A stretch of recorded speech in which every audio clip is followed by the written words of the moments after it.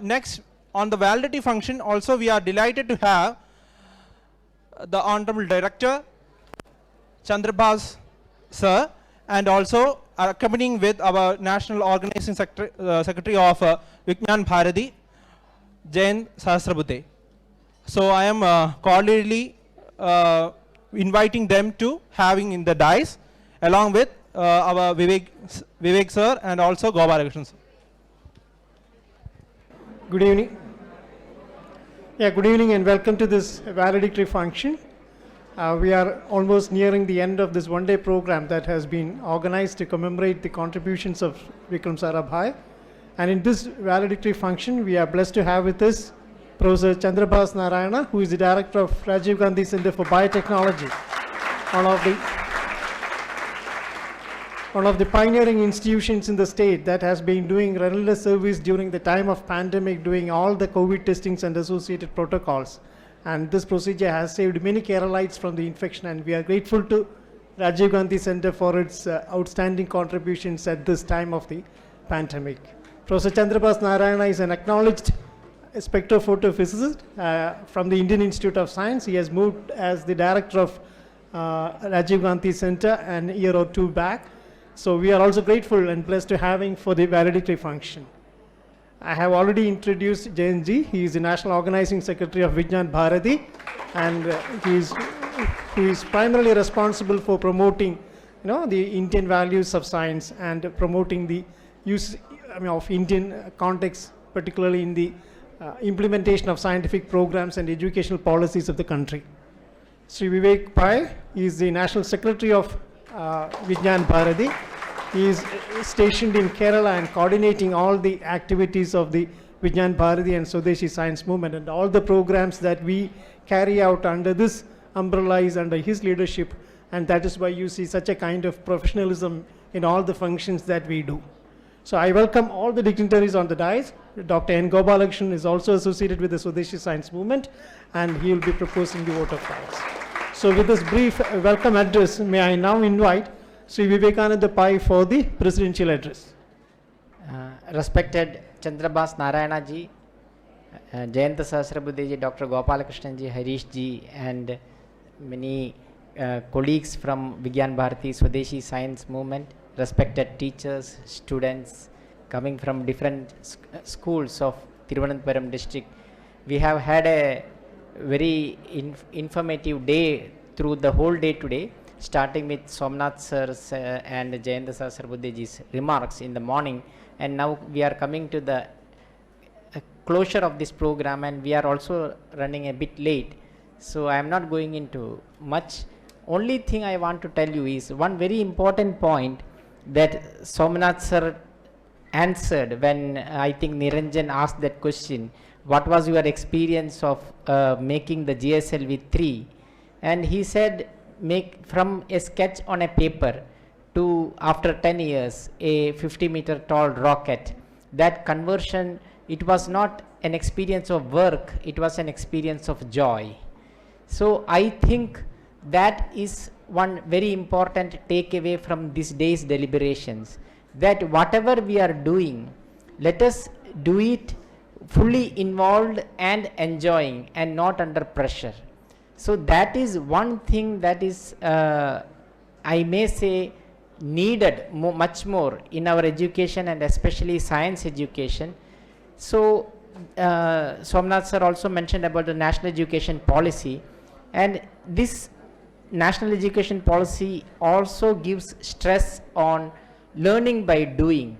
So there is a huge imbalance between our experiential learning and theoretical learning in the science curriculum today, and the new education policy is trying to make it more balanced and learn concepts instead of what is Newton's law kind of questions. So that fundamental change is envisaged in the national education policy.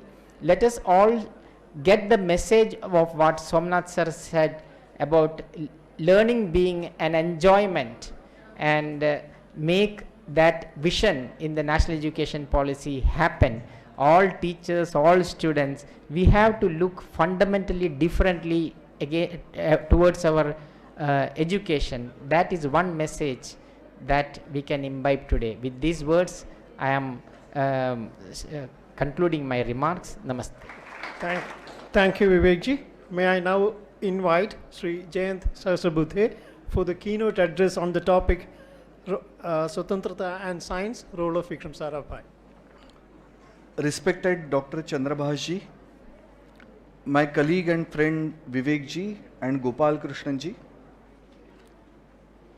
all teachers in this gathering, and my student friends. Today in the morning, in the inaugural session, I said that our entire freedom struggle was not only political in nature or social in nature, but this entire struggle was carried out even in the domain of science. And I narrated in front of you few things about it. I specifically mentioned one thing, that there was a scientist in our country who did lot of research work on this topic, and he came out with a research paper with a title, Science Utilized as a Tool to Consolidate Colonial Rule in India. Like all other invaders, British tried to suppress or crush our identities in India. That was their main role or goal. And they utilized science as a tool to crush Indian identity. And there were scientists from our country who challenged British rule, who stood against the injustice that was there under British rule, and they started fighting to achieve Swatantrata or independence for our country. Today, because of lack of time, I am going to tell you only one story, and the title of that story is A Satyagraha by a Scientist. Satyagraha, all of you know. Satyagraha means only one name comes to our mind, that is Mahatma Gandhi. Mahatma Gandhi and Satyagraha, both these things are related to each other in such a way that you cannot separate them out. But I am going to tell you one story about a Satyagraha which was initiated 33 years before that of Mahatma Gandhiji's first Satyagraha. And who was that Satyagrahi? It was Acharya Jagdish Chandra Basu. Jagdish Chandra Basu went to England to study physics, and he received a degree in physics from Cambridge as well as London University. So he received BSc Physics from England, and his guru Lord Rayleigh, who received Nobel Prize in 1904 in the domain of physics, he told Jagdish Chandra Basu that you are capable enough to carry out research work in the domain of physics. And if you go to India, then there are no scientific research laboratories, there are no institutions where people are teaching science or students are learning science. So what will you do after going back to India? Better you stay back over here in England and start some kind of research work in the domain of physics. But Jagdish Chandra Basu, being a patriot, he was of the firm opinion that I will go back to my country, motherland, and I will start teaching science to my countrymen. That was his resolve, because at that point of time there was no one in our country to teach science to our own people. Jagdish Chandra Basu came back and he made an application to British educational authorities that I want to become a teacher of physics in India.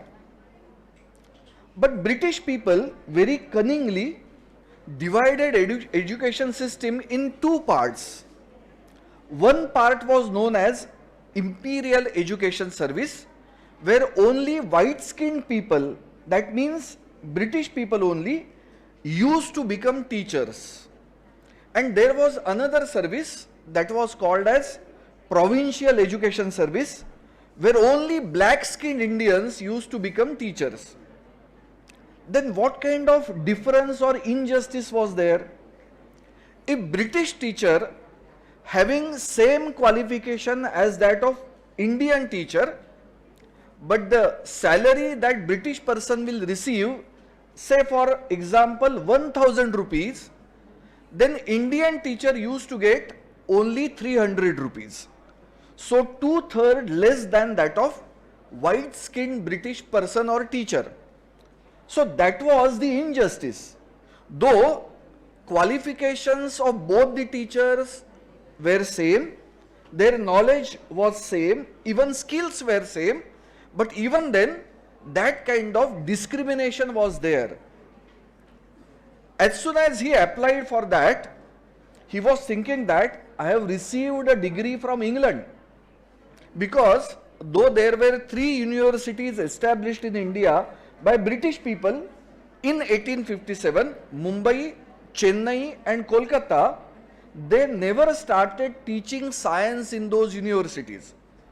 So all our Indians had to go to England to get degree in the domain of science. That was the situation at that point of time. And similar thing was done by Jagdish Chandra Basu. He came back with a degree in physics, and he was capable enough to do even research work also. Even then, what response or reply he received from British authorities? See, Jagdish Chandra Basu made an application to become a teacher of science. The reply he got was like this: as Indians have no aptitude for exact methods of science, no Indian can teach science. Applicant was an individual and his name was Jagdish Chandra Basu. British authorities would have said, Jagdish Chandra Basu has no aptitude for science, so he cannot teach science. That would have been a justified answer. But what answer was given to Jagdish Chandra Basu?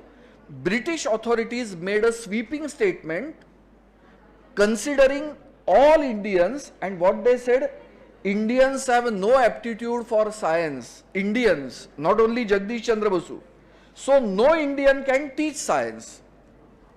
So they actually rejected the application of Jagdish Chandra Basu, who was a brilliant student even in Cambridge University. So that kind of injustice was there. But Jagdish Chandra Basu, when he came back from England, his teacher Lord Raleigh, who received Nobel Prize in 1904, he gave a letter with him to British authorities saying that he is one of the best and brilliant students. So there was a pressure from England also about his appointment as a teacher in India for science. So ultimately British authorities had to accept Jagdish Chandra Basu as a teacher of science, but they did not compromise on that, and what they did, they accepted him as a teacher in Provincial Education Service, but as per their intellectual capacity or their thinking, Indians cannot teach science, but because of the pressure from England, they said, we will accept Jagdish Chandra Basu as a temporary teacher of science, and his salary will be 100 rupees only, not even 300. Forget about 1000. Though he studied over there, he received degree from Cambridge. The humiliation of an Indian was like this. What Jagdish Chandra Basu did, his first biographer, Sir Patrick Geddes, has written extensively about this episode, and he has said that Jagdish Chandra Basu initiated a new form of protest against injustice of British rule. And what was that new form of protest or resistance against this injustice and racial discrimination? Jagdish Chandra Basu said, I will not accept even a single paisa as a salary from British administration but I will teach science over here because I have come back to India to teach science to my own countrymen. And he not only accepted this salary for 1 month, means 2 months, 3 months, for continuous 3 years, he taught science without accepting a single paisa. 3 continuous years. Can we imagine this? One young graduate, most brilliant graduate from England, Cambridge University, came over here. He kept on teaching physics for 3 continuous years without accepting single paisa as a salary from British government, because he was facing an injustice from British government at that point of time. Consider his courage, consider his audacity. And what happened after this? After 3 years of this satyagraha by Jagdish Chandra Basu, British government surrendered before him. They not only accepted him as a full teacher, permanent teacher of science, and gave him all the salary for 3 years with retrospective effect, but they abolished this discriminatory system of education as imperial and provincial education service. That was the victory of first satyagraha by a scientist. Why I am calling this as a satyagraha? I started searching for a definition of satyagraha, and I came across one definition. What was that? What do we mean by satyagraha? It has been specifically mentioned like this: a determined non-violent resistance or protest against any kind of injustice. That means satyagraha. Determined non-violent resistance or protest against injustice is satyagraha. First satyagraha of Gandhiji was done by him in 1917, and this satyagraha was done by Jagdish Chandra Basu, or started by Jagdish Chandra Basu, in 1884, 33 years before that of first satyagraha of Gandhiji. And it went on for 3 continuous years. So how our scientists, our freedom fighters, can be very much told by this story. So let us understand this fact that all the scientists, all the names which we hear from that era, freedom struggle era, all those scientists were not only scientists, but they utilized science as a tool to fight against British injustice. So they are called as freedom fighters, scientists, freedom fighters. Let us understand this fact and let us go deep into it. Let us revisit our freedom struggle and look at it from this angle, from this point of view, and we can understand some different stories about our own freedom struggle. Vijnana Bharati being a Swadeshi science movement in our country, we thought of studying or revisiting this entire freedom struggle with this vision in our mind. And historical pages gave us many evidences like this, that yes, our scientists were freedom fighters. So let us understand this. There is one great example by Dr. S. Chandrasekhar. Unfortunately, he left this country after independence and he went to America and became a great astrophysicist by doing great research work in this domain. He received a Nobel Prize in the year 1983, and someone was ready to write his biography, and that biographer put a question to Dr. S. Chandrasekhar, and that biographer asked a question to him like this, that Dr. Chandrasekhar, why do you feel that golden age of Indian science appeared in first 3 decades of 20th century, that is from 1900 till 1930, because in 1930 Dr. C.V. Raman received a Nobel Prize. The answer of Dr. S. Chandrasekhar was like this, there was a need of national expression to showcase British regime that Indians are equal even in the domain of science. So that is how he could analyze the role of scientists in freedom struggle. So let us try to digest all these things. Let us try to look at our freedom struggle with this vision, and we will be able to understand great many things about our scientists in that era. So let us come together. Our government has extended this celebration till 15th of August 2023. So we have ample time in our hand to study entire freedom struggle of our country with this vision. Namaste. Thank you, Jayant. Now I request Professor Chandrabhas Narayana for an address and prize distribution.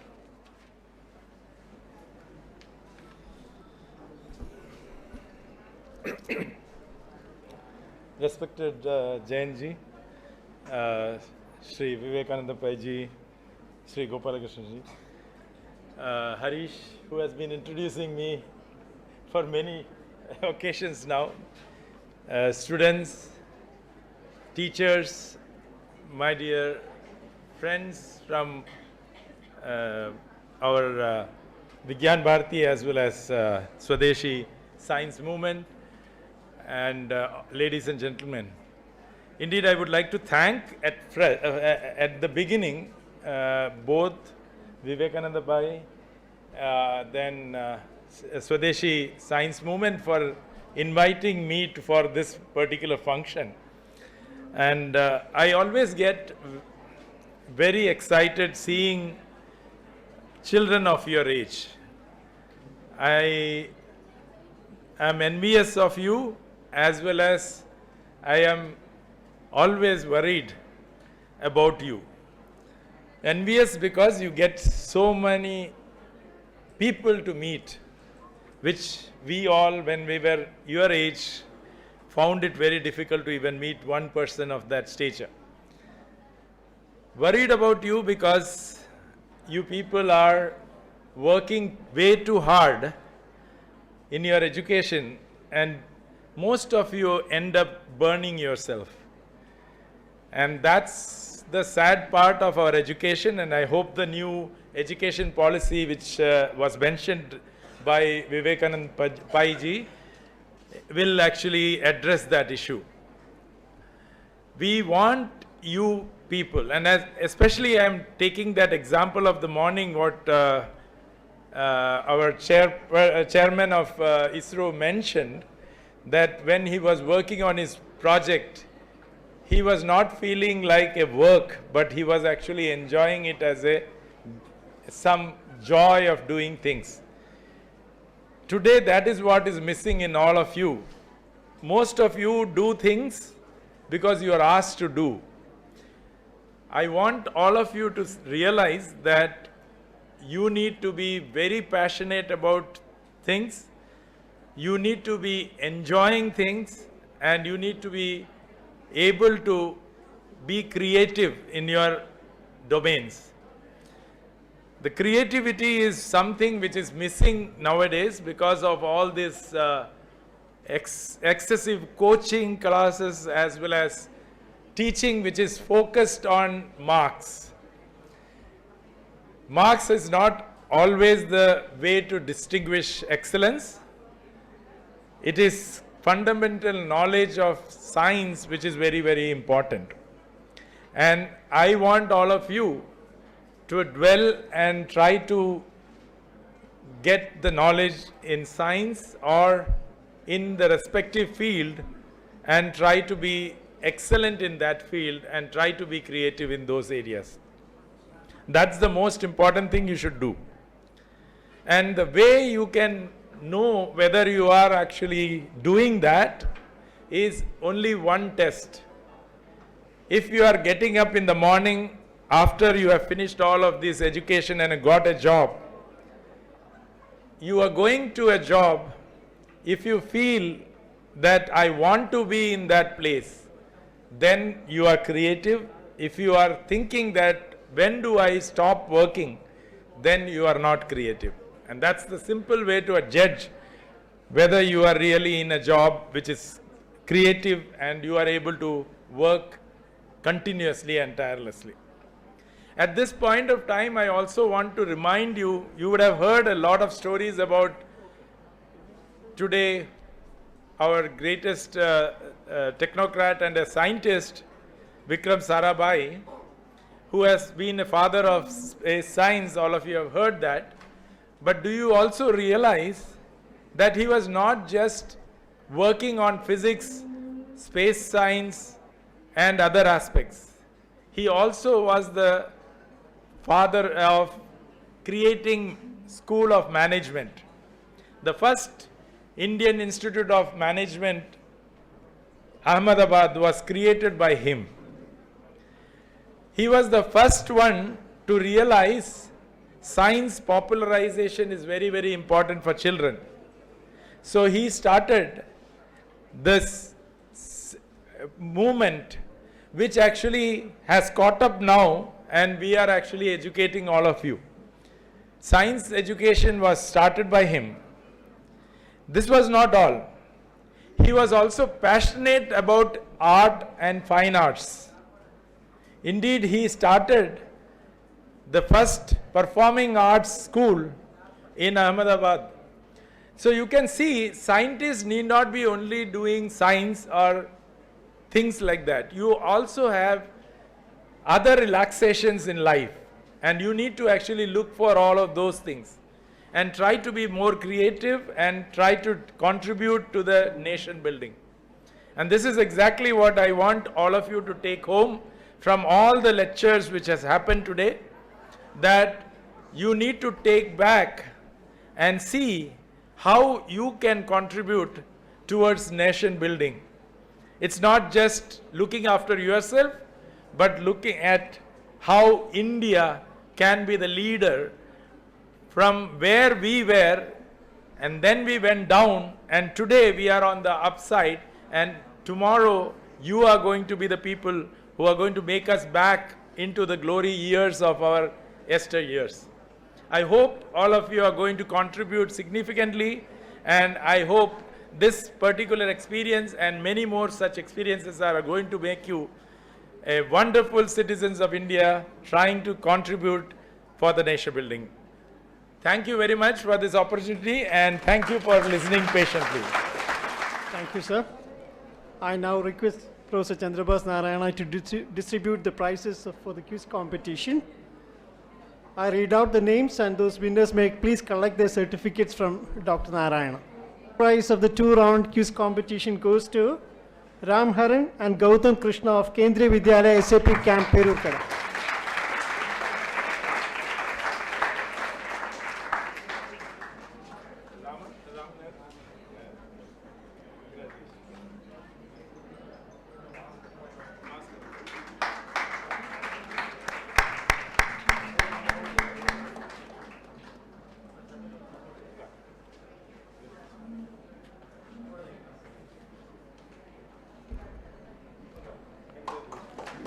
Congratulations. The second prize goes to Aaron B. Matthew and Mithun SS of Christ Nagar English Medium School, Kaudia.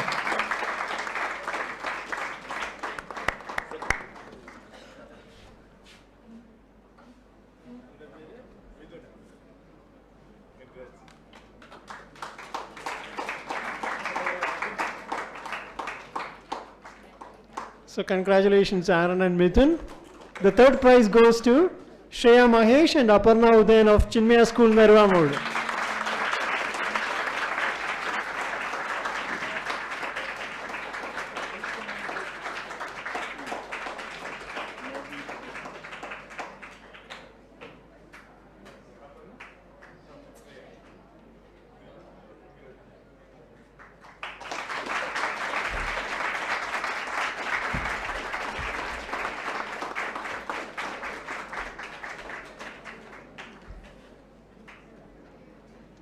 Yes, sir. Thank you, sir.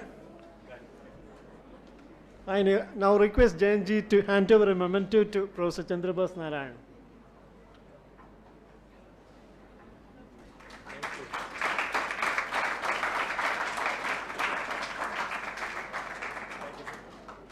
grant a memento to Mr. Cyril, who is associated with this Science and Technology Museum.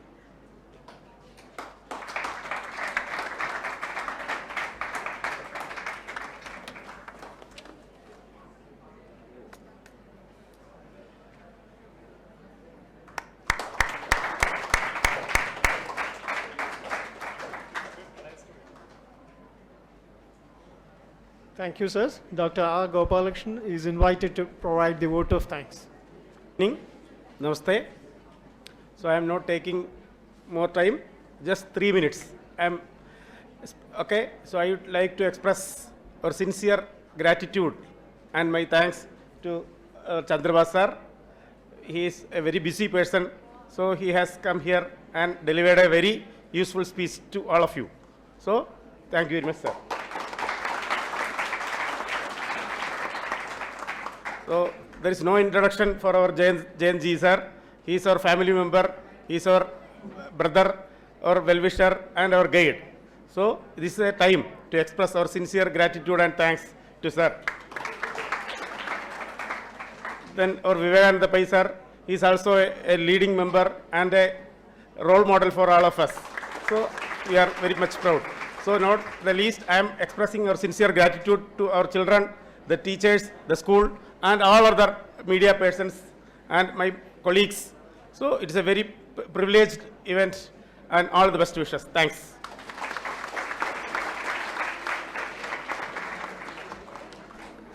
I now invite the students of Chinmaya Vidyalaya Naruvamudu for the national anthem. I request everybody to stand up for the national anthem. जनगण मन अधिनायक जय हे भारत भाग्य विधाता पंजाब सिंध गुजरात मराठा द्राविड उत्कल बंगा विंध्य हिमाचल यमुना गंगा उच्छल जलधि तरंगा तव शुभ नामे जागे तव शुभाशिष मागे गाहे तव जय गाथा जनगण मंगलदायक जय हे भारत भाग्य विधाता जय हे